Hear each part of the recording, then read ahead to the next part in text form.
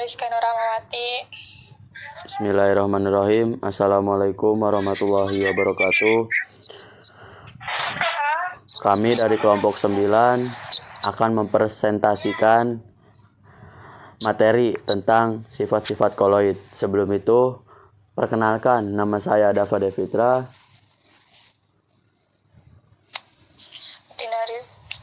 Saya Dina Rizka Nuramawati. Dan saya Maya Puspitasari. Ya, kita langsung aja ke materinya, yaitu pengertian koloid. Koloid merupakan campuran dari dua zat atau lebih yang tersebar secara merata dengan ukuran partikel terdispersi antara 1 sampai 1000 nm.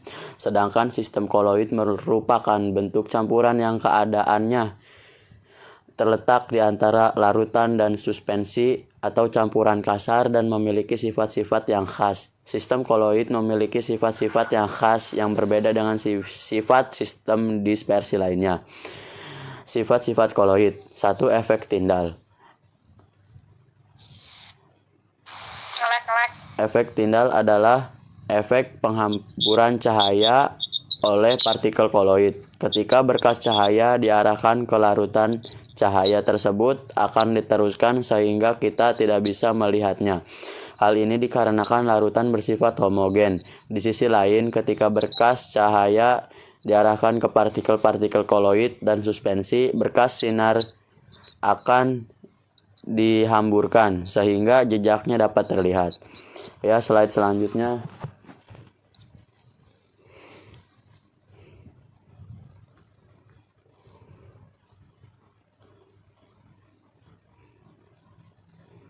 Di sini ada contoh efek Tyndall dalam kehidupan sehari-hari adalah sebagai berikut. Di situ ada sorot lampu mobil pada malam yang berkabut. Di situ ada gambarnya ya, terlihat. Terus yang kedua, sorot lampu proyektor dalam gedung bioskop yang berasap dan berdebu. Yang kedua, gerak Brown. Gerak Brown adalah gerak acak, gerak tidak beraturan atau gerak zigzag partikel koloid. Gerakan ini terjadi karena benturan tidak teratur antara partikel koloid terdispersi dan medium pendispersi mengakibatkan partikel koloid bergetar tidak beraturan dan jarak yang pendek. Gerak zigzag akibat benturan partikel pendispersi menyebabkan sistem koloid tetap stabil.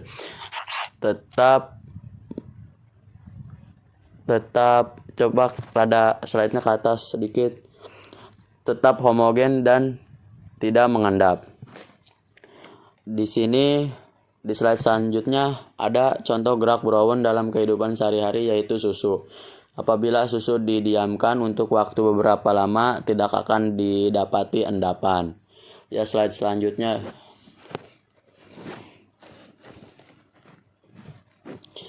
Yang ketiga ada adsorpsi.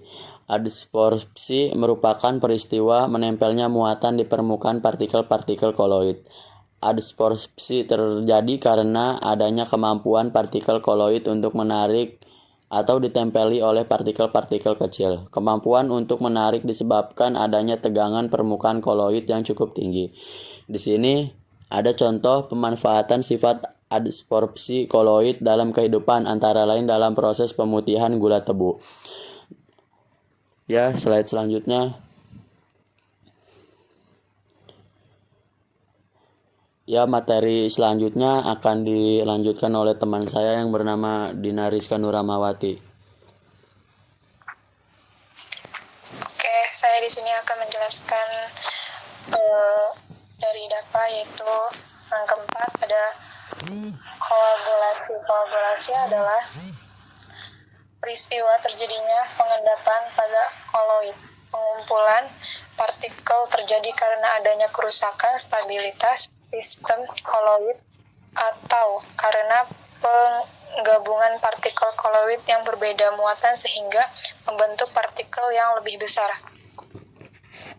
Koagulasi dapat dipengaruhi oleh pemanasan, pendinginan, penambahan elektrolit, pembusukan, pencampuran partikel koloid, beda muatan, dan elektroforesis. Lanjut. Di sini ada contohnya.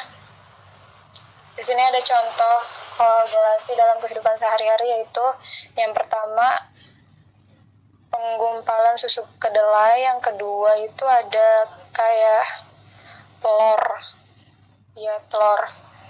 yang direbus hingga membeku. Terus yang kelima di sini ada dialisis. Dialisis merupakan proses pemurnian koloid dengan membersihkan atau menghilangkan ion-ion menggunakan suatu kantong yang terbuat dari selaput semi-permeable.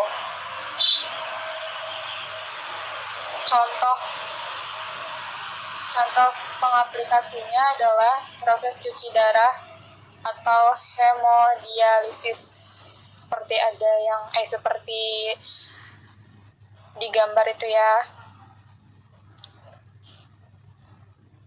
Terus yang keenam, ini ada elektroforesis. Elektroforesis ini adalah penggerakan partikel koloid di dalam medan listrik karena adanya muatan yang terkandung di dalam partikel koloid tersebut.